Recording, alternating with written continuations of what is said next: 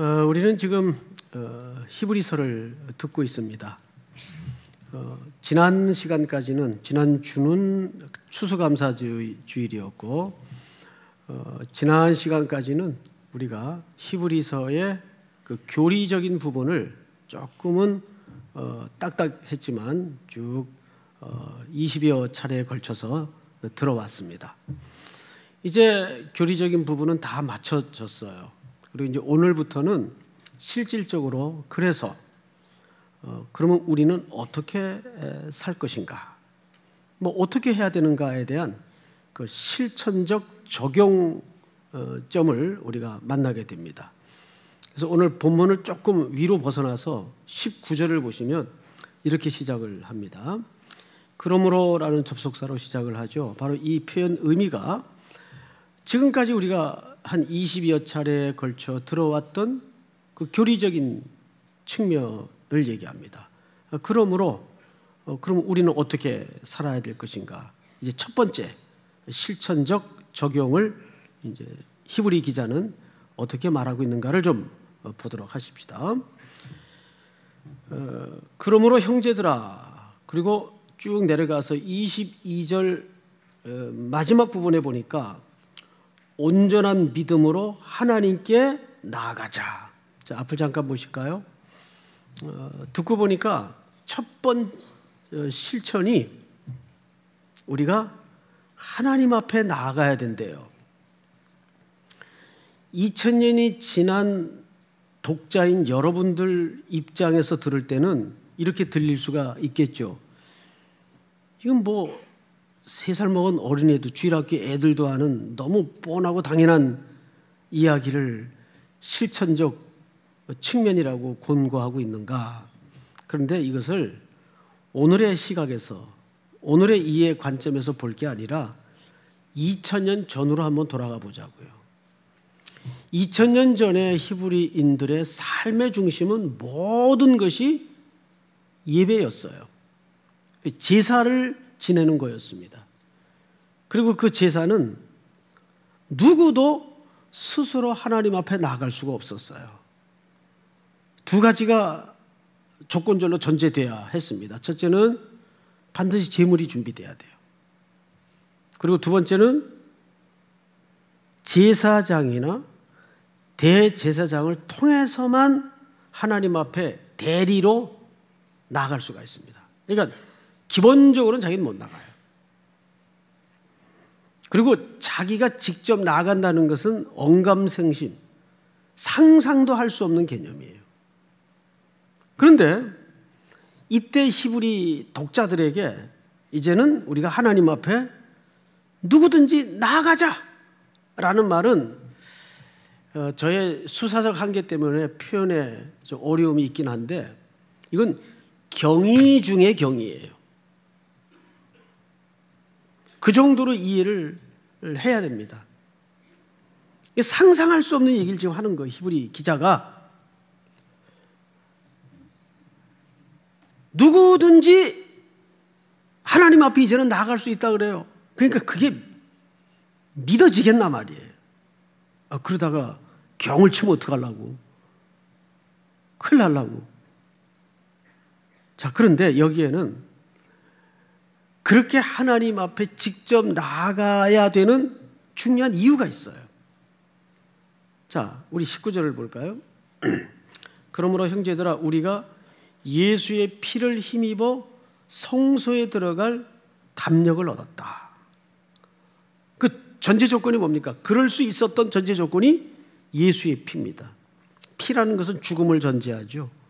예수님이 우리를 대신해서 제물되어 죽으셨기 때문에 그분이 죽으면서 자기 살을 찢어 우리 모두가 하나님 앞에 직접 그 피의 공로로 예수의 이름으로 나아갈 수 있는 담력을 얻게 했어요. 그 이야기를 이렇게 얘기했어요. 20절 보니까 그 길은 우리를 위하여 휘장 가운데로 열어놓으신 새로운 살 길이요. 휘장은 곧 그의 육체니라. 자, 우리 자막을 한번 봅시다. 마태복음 띄워주세요. 읽습니다. 시작. 이에 성소 휘장이 위로부터 아래까지 찢어져 둘이 되고 땅이 진동하며 바위가 터지고. 이 대목은 예수님이 십자가 위에서 운명하시던 순간에 이 지상에 나타났던 놀라운 초자연적 역사였어요. 그 순간 성소와 지성소를 가로막고 있던 인간의 힘으로는 도저히 분리할 수 없는 그 휘장이 위에서부터 아래로 찢어져요. 여긴 중의적 의미가 있는데, 첫째는 하나님이 찢었다는 얘기입니다. 하나님이 이 길을 새롭게 여셨다는 뜻입니다. 둘째는 이 찢어졌다는 표현은 무슨 뜻인가 하면 예수님의 받으신 고난과 죽음을 얘기하는 거예요. 예수님이 자기 살을 찢어서 우리에게 새로운 살 길을 열어놓으셨어요. 그러니까 두 가지 조건 때문에 우리가 이제는 하나님 앞에 직접 나갈 수가 있는 겁니다. 예수의 피, 그리고 두 번째는 예수의 십자가의 죽음이에요. 자, 그런데 문제는 이와 같은 극단적인 팩트를 히브리 기자가 강조하는 이유가 있단 말이죠. 이유. 그 이유가 뭘까? 우리 23절을 한번 보십시다. 또 약속하신 이는 믿으시니 우리가 믿는 도리의 소망을 움직이지 말며 굳게 잡고 그랬어요. 자, 이게 좀 수식한 단어들이 추상적이기 때문에 좀 모호하고 애매해요. 그래서 이거를 오늘은 세 토막으로 끊어서 설명을 드릴 테니까 여러분 이해를 돕기 위해서 세 토막으로 끊어서 설명을 드릴 테니까 잘 들어보시기 바랍니다. 첫째, 우리가 믿는 도리가 뭘 얘기하는 걸까?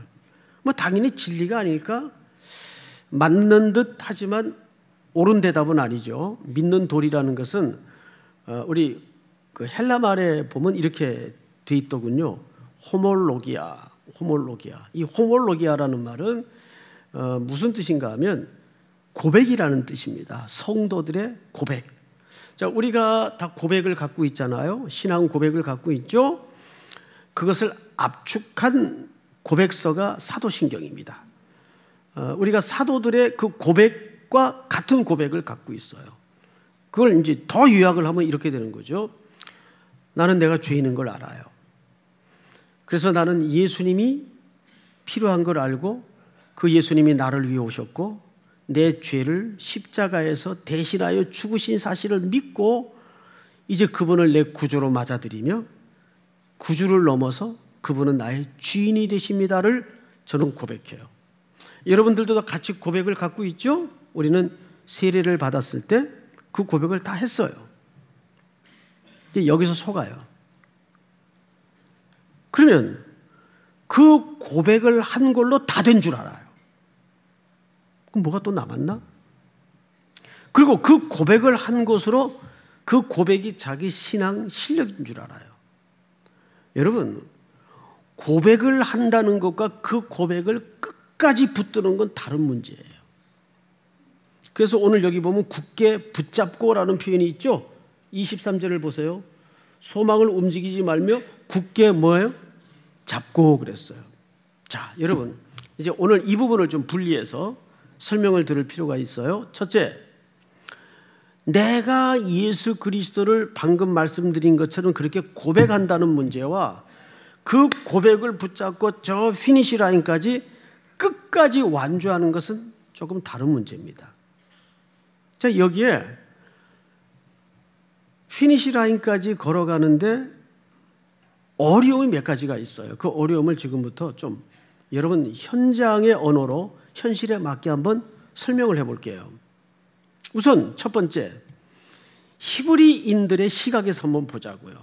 그들은 평생 조상적부터 유대교를 믿고 있다가 이방 땅에 흩어져 디아스포라로 살면서 어느 날 자기 앞에 주어진 복음을 만나게 되었어요.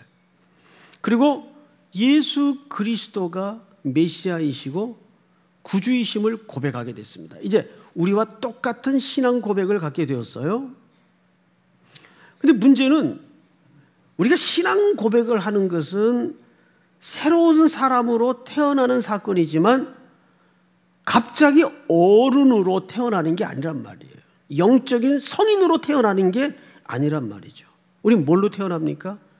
이제 막 걸음마를 떼는 영적인 어린아이와 같은 모습으로 태어난다고요. 맞죠? 그러면 이 어린아이가 이제 자기 걸음도 걷기가 힘든 상황이고 면역력도 약하고 자립하기가 쉽지 않아요. 비바람 앞에 그냥 고꾸라진단 말이에요. 이때 막 개종한 이 어린아이와 같은 그리스도인들에게 어떤 어려움이 외부적으로 있었나요? 일단 본토 유대인들이 다시 유대교로 복귀하라는 강력한 도전이 있었어요. 너희가 추종하고 믿고 고백하던 그 예수는 잘못된 것이다. 그런 십자가에 무기력하게 죽어가는 예수라면 우리가 신봉하고 따를 이유가 없지 않느냐. 잘못된 것이다. 그래서 회유에 강력한 도전이 있었어요. 두 번째는 그 강력한 도전에 많은 사람들이 흔들릴 수밖에 없었던 것은 실질적으로 로마 제국 아래 흩어져 살면서 기독교인으로 산다는 게 이렇게 어려운 일인지는 몰랐어요. 너무너무 힘든 일이더라고요. 그래서 많은 사람들이 흔들거리고 있었어요. 왜? 어리니까. 아직 어리니까. 게다가 또 하나의 중요한 이유는 파루시아는 재림을 얘기하죠. 분명히 그분이 내가 곧 다시 오신다고 약속을 하고 가셨는데 안 오세요. 지금까지도. 그러니 그 당시 성도들의 입장에서는 얼마나 답답한 일이었겠어요. 야, 이거 우리가 이게 번지수를 좀 잘못 잡은 거 아닌가 정말? 심지어는 사도들도 헷갈렸어요. 그래서 사도행전 1장에 보면 이런 누가의 기록이 있습니다. 주의 나라가 언제 임합니까? 바로 파루시아를 물은 거예요. 그러니까 그 유명한 본문이 나오게 되었죠. 때와 기한은 너희 알 바 아니요. 오직 성령이 너희에게 임하시면 너희가 권능을 받고 예루살렘과 유다와 사마리아와 땅끝까지 이르러 내 증인이 되라. 그 유명한 본문은 사실 그래서 나온 본문이에요. 제자들마저도 헷갈렸어요. 일부 사도들마저도 헷갈렸어요. 주님의 파루시아는 언제 이루어지는가?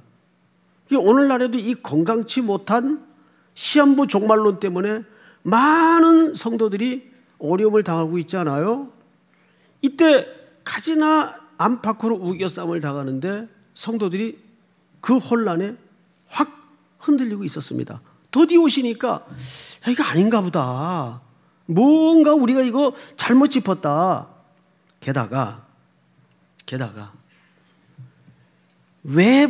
그러다 보니까 외부적인 유혹과 새로운 이야기들이 자꾸 곁에서 새끼를 치고 들어옵니다. 그러면서 성도들에게 나타난 현상이 뭐냐면 정식 성찬이 있고 말씀이 선포되는 예배의 자리를 점점점 지쳐서 떨어져 나가기 시작했어요. 그래서 오늘 본문이 뭐죠? 모이기를 피하는 어떤 사람들의 습관과 같이 하지 말고, 이 말이 그래서 나오는 거예요.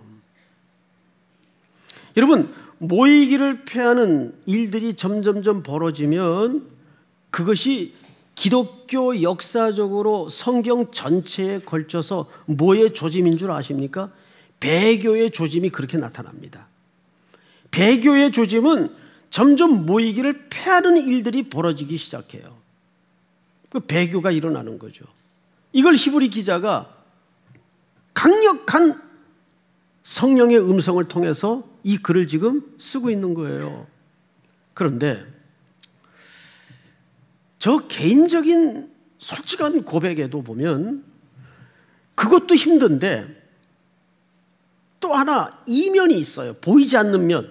이게 뭐냐면 제 자신 안의 영적인 상태를 보면 저 꼬린 지점인 피니시 라인까지 가기에는 너무 실력도 자격도 안 된다는 이 자책감, 자기 정죄감이 제 같은 경우에는 더 힘들어요. 야, 네가 뭐 맨날 성도들 앞에 폼 잡고 서긴 하는데 너 뭐 목사 자격이 되냐?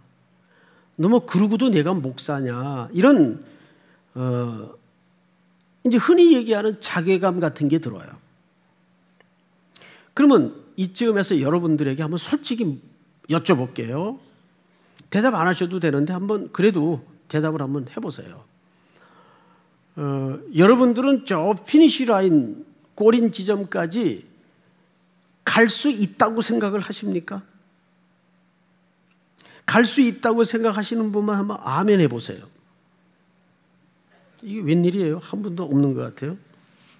그럼 반대로 저처럼 저도 이제 그런 생각인데 도무지 이 상태로 이 수준으로는 저 꼬린 지점에 갈 수 없을 것 같아요. 저도. 그렇게 생각되시는 분만 한번 아멘 해보세요. 이쪽 대답이 더 많네. 이건 조금 심각해지는 겁니다. 그러면 이제 이도 저도 아닌 분들은 이제 앉으셔가지고 이런 질문을 속으로 할 거예요. 전 목사는 좀 지쳐서 온 성도들에게 용기를 줄 생각은 안 하고 뭐 저런 소리를 하고 섰나. 응? 근데 뭐 제가 위선을 떠는 게 아니라 이게 솔직한 마음이에요. 그러다가 정말 제 안에 볼 때는 의의도 없고 자격도 없고 수준도 안 되는 게 너무 힘들어요. 제일 고난이 뭐냐면 자격이 안 되는데 그 자리에 있는 사람이 제일 힘든 거예요, 사실은. 그런데 제가 성경을 보다가 깜짝 놀랐어요. 오늘 23절에 보시면 이렇게 돼 있어요. 또 약속하신 이는 미쁘시니. 앞을 보실까요? 약속하신 이는 누굽니까? 하나님이시죠. 근데 그분이 어떤 분이래요? 미쁘시대요. 미쁘시다. 자, 이 미쁘다는 말이 참 순수 우리말이면서 굉장히 오묘스러운 말인데 여러분 미쁘다는 말이 무슨 뜻일 것 같습니까? 우리의 좋은 이웃 네이버를 찾아보면 이렇게 돼 있어요. 미쁘다는 뜻은 사전적 정의로 믿음직스럽다 그 말이에요. 참 하나님은 믿음직스럽다. 자, 우리 이제 서로 사랑을 하게 되면 콩깍지가 껴서 결혼이라는 걸 합니다. 그런데 결혼을 하게 되면 아침마다 깜짝깜짝 놀랄 일들이 이제 벌어집니다. 아니, 이 사람이 이런 사람이었나? 연애할 때는 그게 안 보이죠. 보이면 정상이 아니고 안 보이는 게 정상인데, 자, 수틀리면 직장에 사표내. 애는 둘셋씩 지금 계속 나오고 있는데 직장 안 나가. 돈 안 벌어.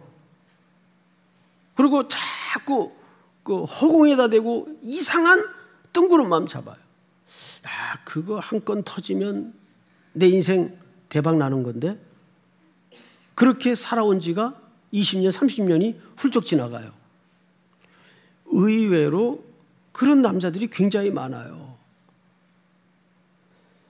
여러분, 그러면 여자의 입장에서 이제 자녀도 키워야 되고 또 남편과 노후도 대책을 세워야 되는데 남편이 정말 좋아하고 사랑을 하는데 맨날 삶의 태도가 그렇다면 그거 믿어지겠어요?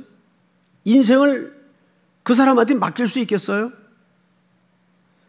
그래서 어느 부부든 한 번이라도 이걸 내가 계속 해야 되나, 여기서 끝내는 게 현명한 걸까, 이런 생각 안 해보고 사는 사람이 대한민국 하늘 아래 몇이나 될까요? 한 번쯤은 그런 생각을 해요. 뭐 이런 경제적인 이유가 아니더라도 맨날 남편이 아내한테 거짓말하고 속이고 딴주머니 차고 또 이제 이게 다라고 말했는데 그 다음날 아침에 또 새로운 빚이 나오고 그러면 이게 돌아버리는 겁니다. 여자 입장에서는. 당신 왜 거짓말했어? 그러면 내가 말을 안 한 것뿐이지 거짓말 한 적은 없어. 또 이게 말놀이는 잘해요. 남자들. 자, 이런 남자를 물론 이제 제가 남자니까 남자 쪽에서만 이제 흠을 일부러 잡지만 뭐 여자도 마찬가지죠. 어떻게 이런 사람과 평생을 함께 갈 수 있겠어요? 자, 그런데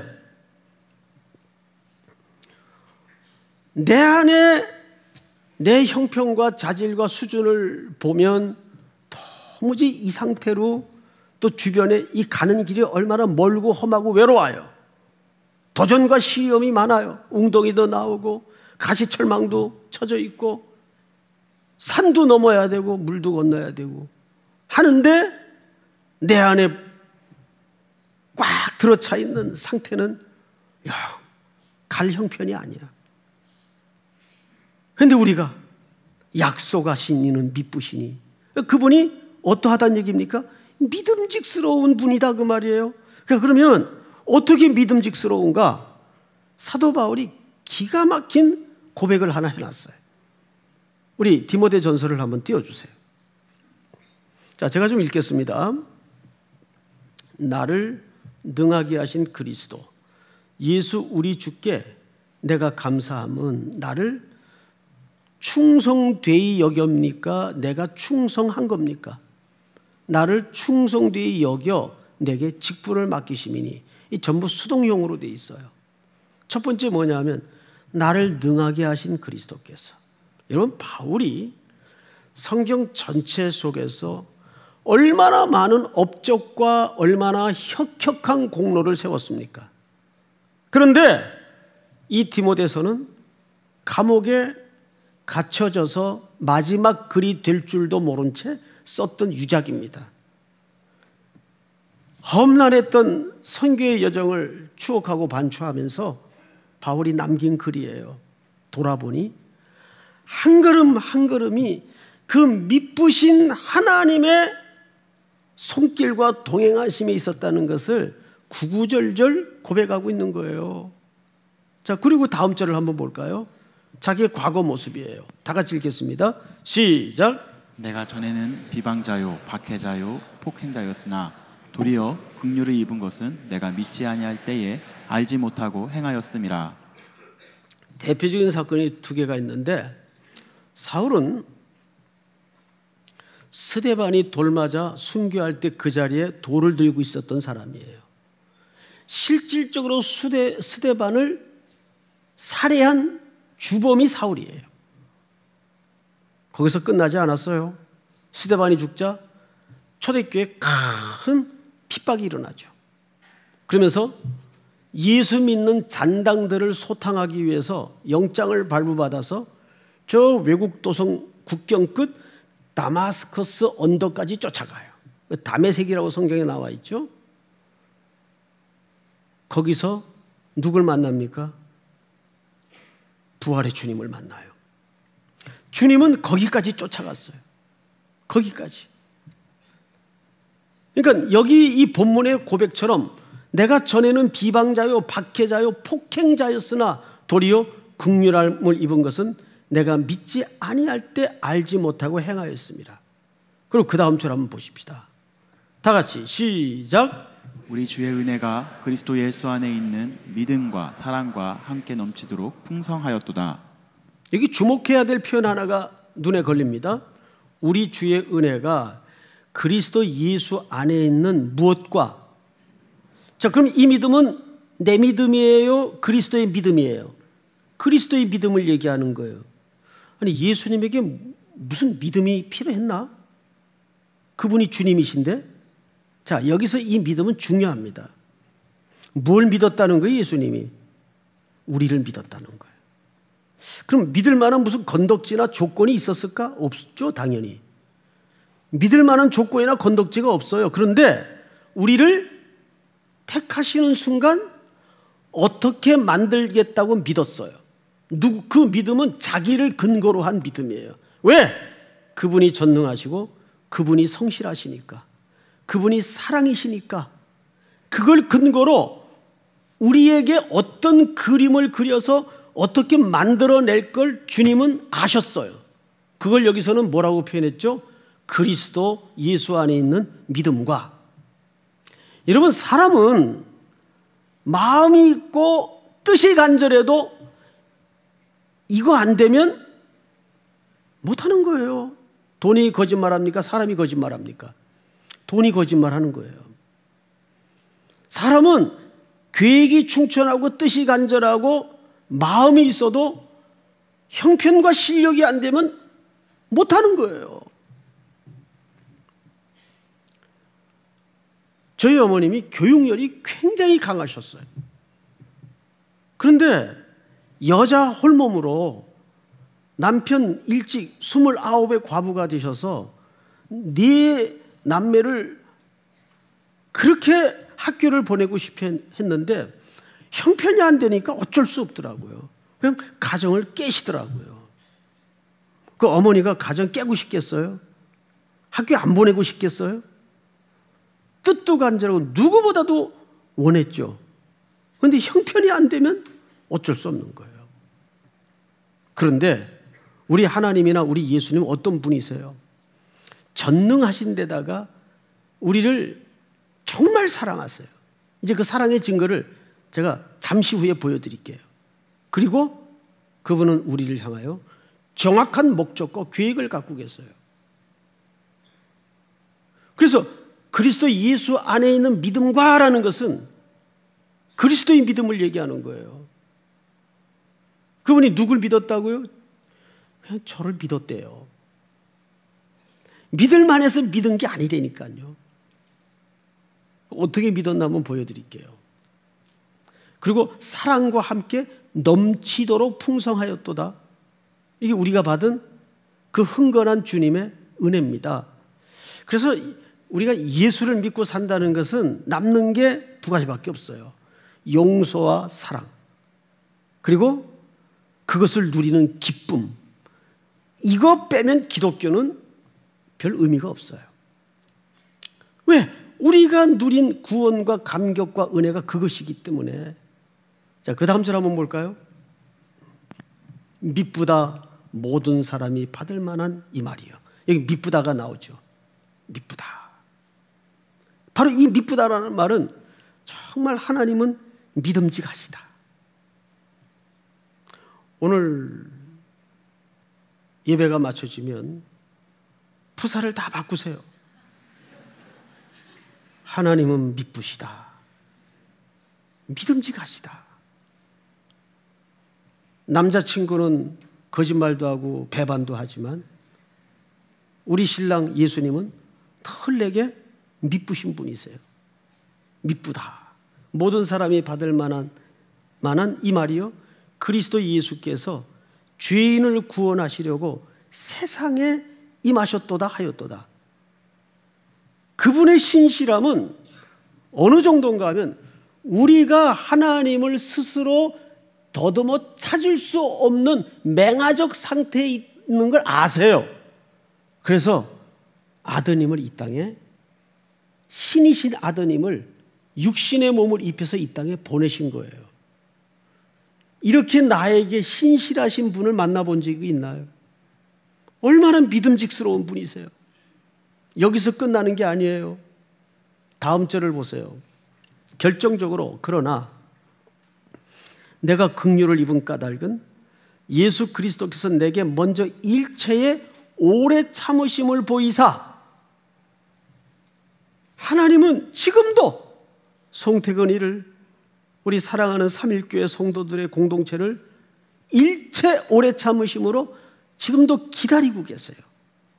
막 우격다짐으로 하지 않아요. 왜? 그거는 힘으로 하고자 하는 조폭이나 깡패들이 하는 짓이에요. 하나님은 우리에게 인격자로 대하시고 사랑의 파트너로 대하기 때문에 우격다짐으로 하나님의 사랑을 엮어가길 원치 않으세요. 끝까지 우리를 존중해 주시고 인격적으로 대해 주셔서 기다리시는 거예요. 계속 우리가 딴 데 정신 팔고 뭐 딴짓하고 있으면 주님은 그 옆에서 가만히 그냥 계세요. 아직도 멀었냐? 예, 조금만 더요. 지금 막 끝발 오르려고 합니다. 그래, 알았다. 기다릴게.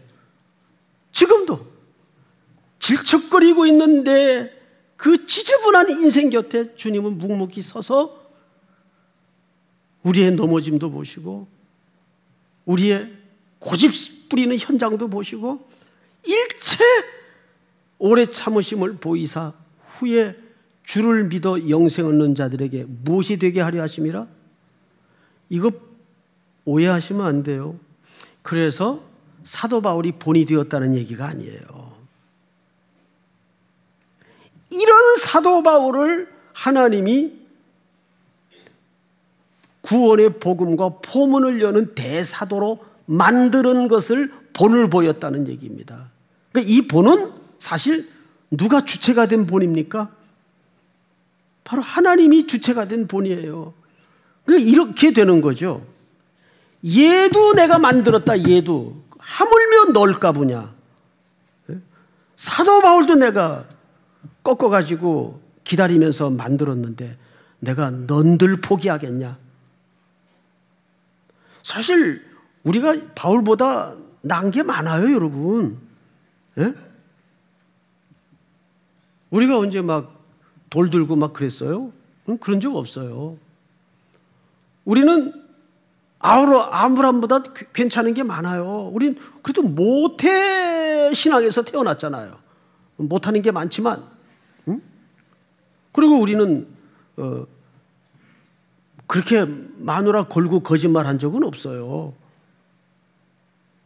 근데 하나님이 아브라함을 믿음의 조상을 만들어요. 그 믿음의 조상이 뭔지 아세요?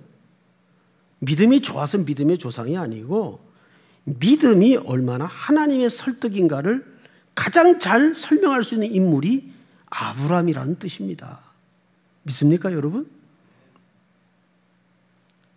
그분이 누구시기 때문에? 미쁘시기 때문에. 저와 여러분들을 향해서 미쁘시기 때문에. 이 표현 하나가 오늘도 여러분들 앞에 설 수 없는 참 면목 없는 존재지만, 그래서 우리는 주일날 올 때 다 면목동에서 와요. 면목 없는 얼굴로. 그러다가 예배를 마치면 우리는 다 미쁘다로 이제 일어나는 거죠. 사랑하는 성도 여러분, 오늘 어떤 힘든 삶이 여러분들을 짓누릅니까? 나를 기초로 나를 볼 때는 오늘도 또 손 털고 또 무너질 수밖에 없는 걸 알지만 나를 향하여 언제나 믿어하시는 분, 믿어오신 분이 계세요. 약속하신 분. 그분이 계시기에 우리는 오늘도 저 피니시 라인을 향해서 다시 일어나 저 문을 나서면 투표하고 한 주를 시작하는 겁니다. 믿습니까? 우리 다 일어나십시다. 주는 완전합니다.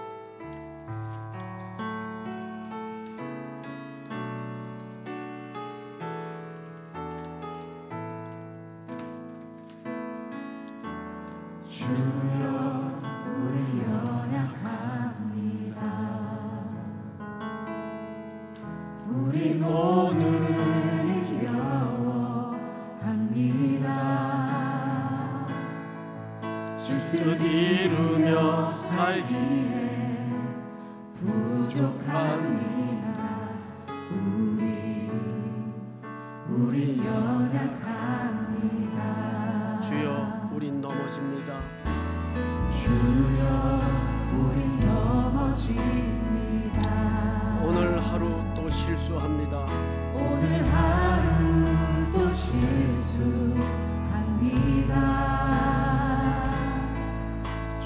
그늘을 구하는 죄인입니다. 우리 주만 바라봅니다. 한없는 주님의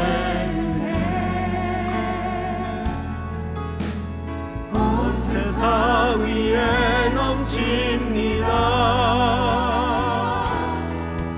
가릴 수 없는 주 영광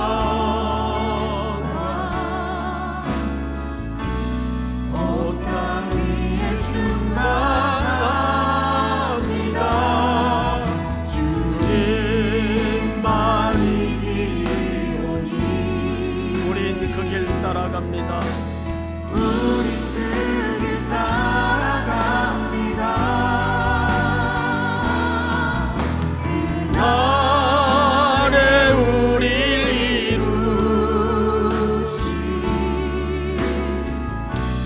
주는 완전함이 한없는 주님의 은혜, 한없는 주님의 은혜 온 세상 위에 넘칩니다. 가릴 수 없는 주 영광, 가릴 수 없는 주 영광 온 땅 위에 충만합니다.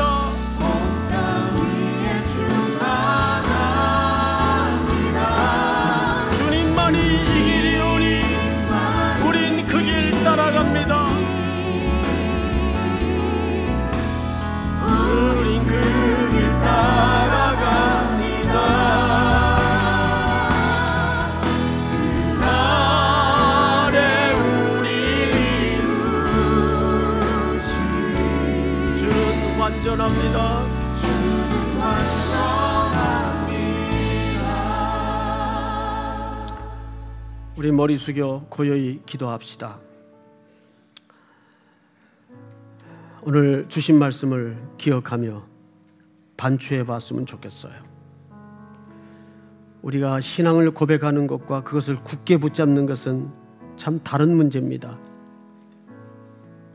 우리는 지금 이미 출발을 했지만 아직도 꼬린 지점은 멀고 험하고 많이 남아 있습니다. 그 길에는 수많은 유혹, 가시밭길, 비바람, 폭풍우가 있습니다. 그 길을 걷긴 우리 내면을 보면 너무 실력이 없어요. 이렇게 해서 이 길을 끝까지 걸을 수 있겠나 하는 자괴감에 스스로 무너질 때가 한두 번이 아니겠습니다. 그러나 우리는 마지막 주님 그 한마디를 고백할 수 있기에 다시 일어섭니다. 약속하신 이는 미쁘시며 오늘 주신 말씀 붙들고 다시 한번 그 미쁘신 하나님 손에 붙들려 저 피니시 라인까지 한 걸음 한 걸음 또 일어나게 하여 주시옵소서. 주여 부른 다음에 기도합니다. 주여, 하나님 은혜를 감사합니다. 오늘 노래도 귀한 말씀 하나님의 은혜 앞에 머물 수 있는 큰 은혜 큰 복